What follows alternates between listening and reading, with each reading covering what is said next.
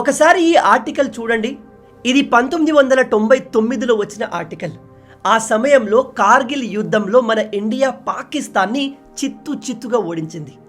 పాకిస్తాన్కి చెందిన అనేక మంది సైనికులు ఆ ప్రాంతంలో చనిపోయారు. యుద్ధం గెలిచిన తర్వాత ఆ ప్రాంతం మొత్తం మన కంట్రోల్లో ఉంటుంది కాబట్టి పాకిస్తాన్ సైనికుల పోరాటాన్ని గౌరవిస్తూ వాళ్ళ బాడీస్ని మనం రెస్పెక్ట్ఫుల్గా పాకిస్తాన్కి ఆఫర్ చేశాం, తీసుకెళ్ళమని చెప్పాం.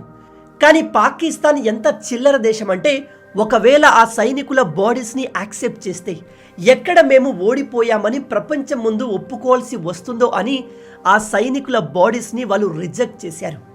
తమ దేశం కోసం ప్రాణాల్ని పణంగా పెట్టిన సైనికుల్ని పాకిస్తాన్ యాక్సెప్ట్ చేయలేదు అంటే అక్కడి లీడర్లు, మిలిటరీ ఆఫీసర్లు ఎంతటి నీచులో ఒకసారి ఆలోచించండి.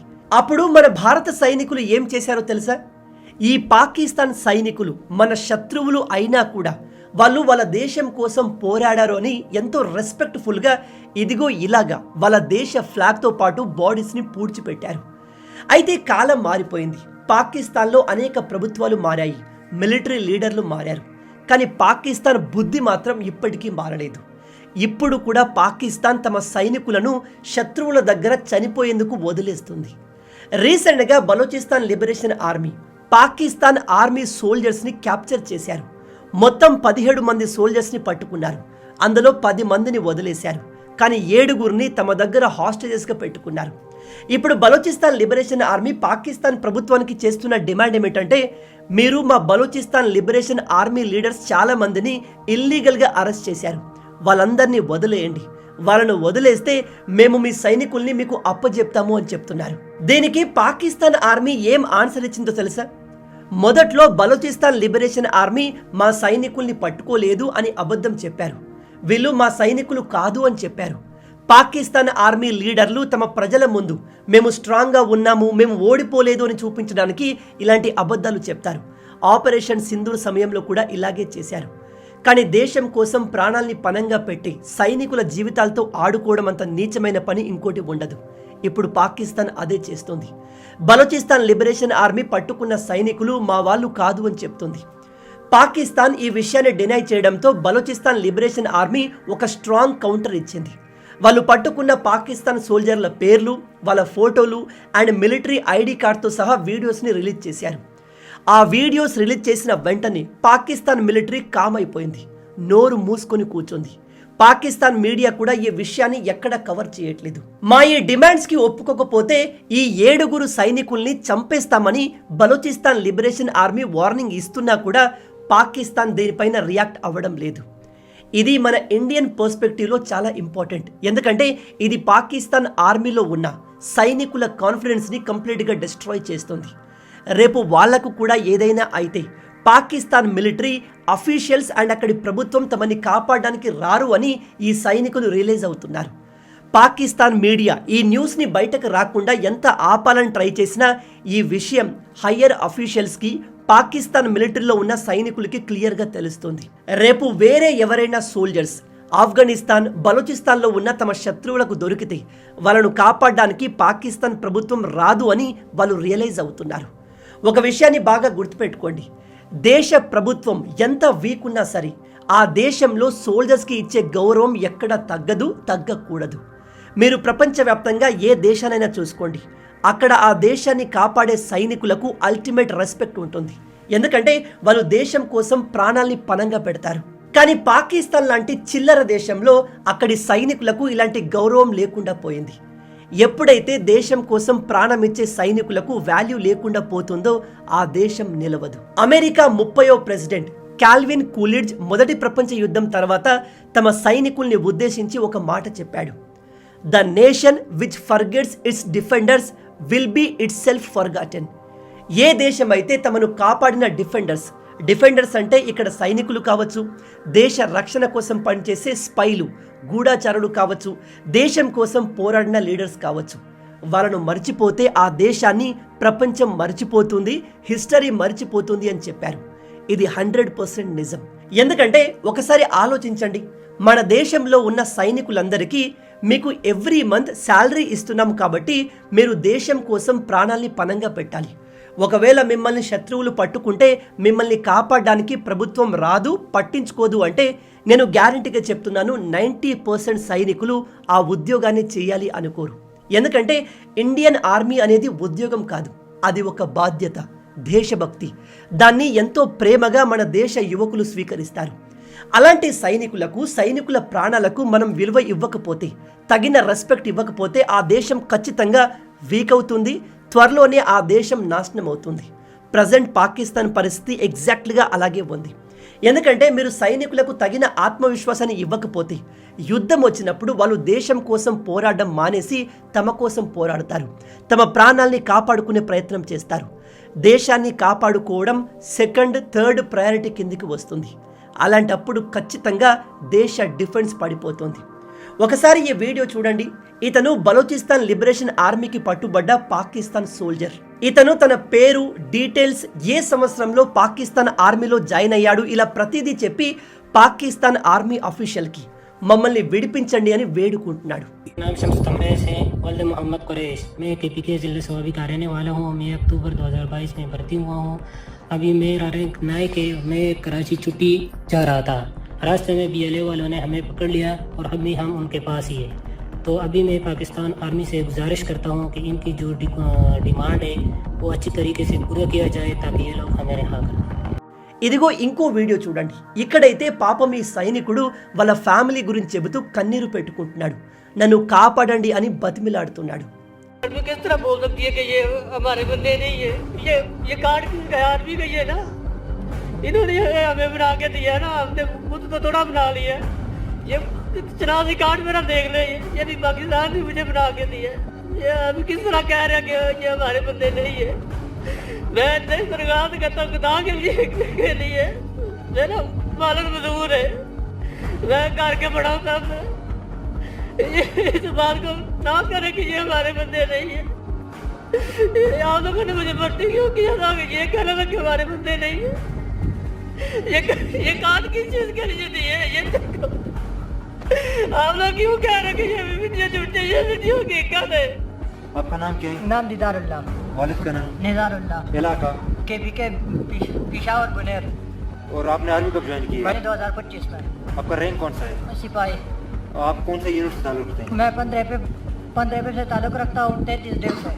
आपका आर्मी नंबर कौन सा है? मेरा आर्मी नंबर है 34,653। आपका डिवीजन या ब्रिगेड कौन सा है? मेरा 33 डिवीजन। చూసారా, ఇక్కడ చాలా క్లియర్గా సైనికులు తమ పూర్తి డీటెయిల్స్ ఇస్తున్నారు. వాళ్ళ ఐడి నంబర్ చెప్తున్నారు, ఐడి కార్డ్స్ని చూపిస్తున్నారు, ఏ సమయంలో జాయిన్ అయ్యారు, ఏ బెటాలియన్లో ఉన్నారో కూడా క్లియర్గా చెప్తున్నారు. ఇంత చెప్పిన తర్వాత కూడా పాకిస్తాన్ ఇదంతా ఫేక్, వీళ్ళు మా సైనికులు కాదు అన్నట్లు మాట్లాడుతుంది. ఈ వీడియోస్ వచ్చిన తర్వాత మాత్రం పాకిస్తాన్ ఇంకా రియాక్ట్ అవ్వలేదు. ఎందుకంటే రియాక్ట్ అవ్వడానికి అక్కడ ఏమీ మిగలలేదు. ఇప్పుడైనా పాకిస్తాన్ ప్రజల్లో కొద్దిగా పౌరుషం వచ్చి వాళ్ళ ఆర్మీకి అగెన్స్ట్గా పోరాడతారో లేదో చూడాలి. ఒకసారి ఇమాజిన్ చేయండి, మన సైనికులతో ఇలా జరిగి ఉంటే మోడీ ప్రభుత్వం ఉండేదా? దేశం మొత్తం ఒకటై ప్రభుత్వం పైన ప్రెజర్ పెట్టి మన సైనికుల్ని కాపాడుకునే వాళ్ళం, దానికి కారణమైన ప్రభుత్వాన్ని కూల్చేసే వాళ్ళం. కానీ పాకిస్తాన్లో అలా జరగదు. అక్కడ దేశం మొత్తం ఆర్మీ కంట్రోల్లోనే ఉంటుంది. వాళ్ళకు ఎవరు అగెన్స్ట్గా మాట్లాడినా వాళ్ళను వెంటనే లేపేస్తారు. ఒకవైపు తమ సైనికులతో ఇలా జరుగుతుంటే ఈ న్యూస్ని కప్పిపుచ్చేందుకు పాకిస్తాన్ ఇంకో డ్రామా మొదలుపెట్టింది. బలూచిస్తాన్ ప్రాంతంలో ఉన్న సామాన్య ప్రజల్ని ఎత్తుకెళ్లి పాకిస్తాన్ ఆర్మీ ఇష్టం వచ్చినట్టుగా చంపడం మొదలుపెట్టింది. బలూచిస్తాన్ ప్రాంతం మొత్తంలో BLA, Balochistan Liberation army full popular అవుతుంది. ఈ ఏరియాలో ఉన్న ప్రజలందరూ తమను తాము ఒక సెపరేట్ ప్రాంతం, సెపరేట్ దేశంగా ఫీల్ అవ్వడం మొదలుపెట్టారు. వీళ్ళు పాకిస్తాన్ గవర్నమెంట్కి ఏమాత్రం రెస్పెక్ట్ ఇవ్వట్లేదు, వాళ్ళను పట్టించుకోవట్లేదు. దాంతో పాకిస్తాన్ ఆర్మీ అండ్ ప్రభుత్వం ఇక్కడి ప్రజల్ని ఎటువంటి కారణం లేకుండా టార్చర్ చేయడం మొదలుపెట్టింది. వాళ్ళకు అగెన్స్ట్గా మాట్లాడిన వాళ్ళను రీజన్ లేకుండా చంపేస్తున్నారు. పాకిస్తాన్ ప్రభుత్వం ఇలా ఎంత చేసినా బలూచిస్తాన్ మూవ్మెంట్ని ఆపలేదు. ఎందుకంటే ప్రజలే ప్రభుత్వానికి అగెన్స్ట్గా మారుతున్నారు. ప్రజలు ప్రభుత్వానికి సపోర్టివ్గా ఉండాలి అంటే ప్రజల జీవితాలు మారాలి, వాళ్ళ బతుకులు మెరుగవ్వాలి, ప్రజల లివింగ్ స్టాండర్డ్ ఇంప్రూవ్ అవ్వాలి. మన దేశంలో మెల్లమెల్లగా పేదరికం తగ్గుతుంటే పాకిస్తాన్లో రివర్స్ జరుగుతుంది. రీసెంట్ రిపోర్ట్స్ ప్రకారం మన దేశంలో అనేక సంవత్సరాల నుంచి నక్సలిజంతో సఫర్ అవుతున్న రాష్ట్రాలు ఇప్పుడు నక్సల్ ఫ్రీ స్టేట్గా మారుతున్నాయి. రీసెంట్గా మధ్యప్రదేశ్లో ఉన్న నక్సలైట్లందరూ సరెండర్ అయిపోవడంతో ఆ స్టేట్ నక్సలిజం ఫ్రీ స్టేట్గా మారింది. బీహార్ కూడా నక్సల్ ఫ్రీ స్టేట్గా మారింది. ఎప్పుడైతే ప్రజల లైఫ్ స్టైల్ ఇంప్రూవ్ అవుతుందో, లివింగ్ స్టాండర్డ్ పెరుగుతాయో ఆటోమేటిక్గా ప్రజలు ప్రభుత్వానికి అగెన్స్ట్గా మాట్లాడడం ఆపేస్తారు. దాంతో పేదరికం తగ్గుతుంది. ఇలాంటి నక్సలైట్లు కూడా లేకుండా పోతారు. పాకిస్తాన్లో దీనికి కంప్లీట్ విరుద్ధంగా జరుగుతుంది. అక్కడ విపరీతంగా పేదరికం పెరుగుతుంది. గత 27 సంవత్సరాల్లో ఎప్పుడూ లేనంతగా పేదరికం అక్కడ పెరిగింది. పేదరికం పెరుగుతుంది అంటే అక్కడి ప్రజలు ప్రభుత్వానికి అగెన్స్ట్గా మాట్లాడడం, పోరాటం చేస్తారు. ఎందుకంటే దేశంలో పేదరికం పెరుగుతుంది అంటే అది ప్రభుత్వ వైఫల్యం. పాకిస్తాన్లో పేదరికం ఎక్కువగా బలూచిస్తాన్ ఏరియాలో ఉంది. ఎందుకంటే ఈ ప్రాంతంలోని ప్రజల్ని అక్కడి ప్రభుత్వం పట్టించుకోదు.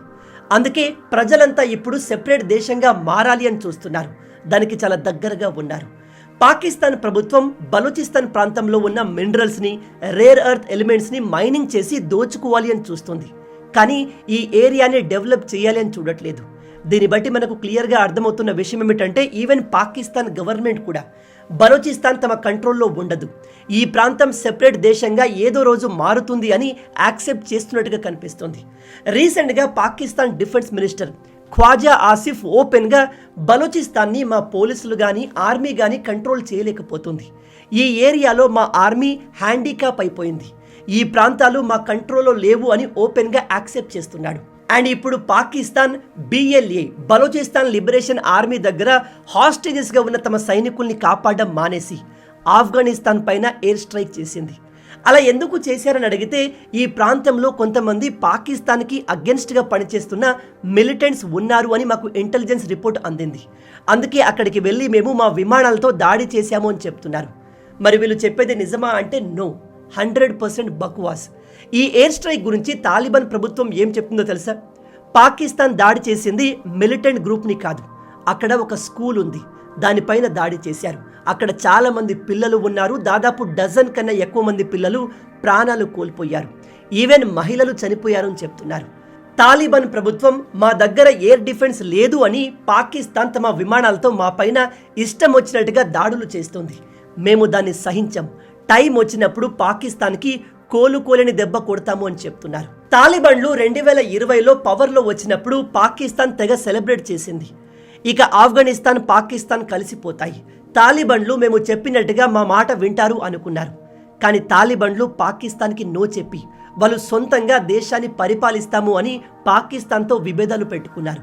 తాలిబాన్ ప్రభుత్వాన్ని సెలబ్రేట్ చేసిన పాకిస్తాన్ ఇప్పుడు సఫర్ అవుతుంది. అయినా ఉగ్రవాద దేశమైన పాకిస్తాన్ మేము ఉగ్రవాదం పైన పోరాడుతున్నాము, ఉగ్రవాదుల్ని అంతం చేస్తాము అని చెప్తుంది. ఇది బిగ్గెస్ట్ కామెడీ.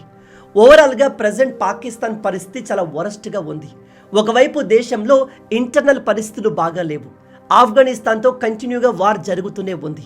అండ్ సొంత దేశంలో ఒక రాష్ట్రమైన బలూచిస్తాన్ సెపరేట్ దేశంగా మారబోతుంది. ఈ టైంలో పాకిస్తాన్ హెవీగా డిపెండ్ అయ్యేది తమ మిలిటరీ పైన, తమ సైనికుల పైన. అలాంటిది వీళ్ళు ఇప్పుడు తమ సైనికుల్ని చావడానికి వదిలేస్తున్నారు అంటే అది చాలా పెద్ద మిస్టేక్. ఇది ఇలాగే కంటిన్యూ అయితే పాకిస్తాన్ మిలిటరీలో ఉన్న సైనికులే అక్కడి ప్రభుత్వానికి, మిలిటరీకి అగెన్స్ట్గా పోరాటం చేసే అవకాశం ఉంది. రాబోయే రోజుల్లో పాకిస్తాన్లో ఇంకా చాలా ఇంట్రెస్టింగ్ విషయాలు జరగబోతున్నాయి. ఇంకా ఏమేం జరుగుతాయో మనం వేచి చూడాలి. మొత్తంగా ఇవే ఈ వీడియోకి సంబంధించిన పూర్తి విషయాలు.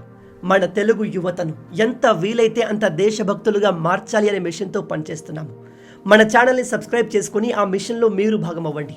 రాబోయే వీడియోలో ఇంకో ఇంట్రెస్టింగ్ టాపిక్తో మళ్ళీ కలుద్దాం. అంటిల్ దెన్, జై హింద్, జై భారత్, భారత్ మాతాకి జై.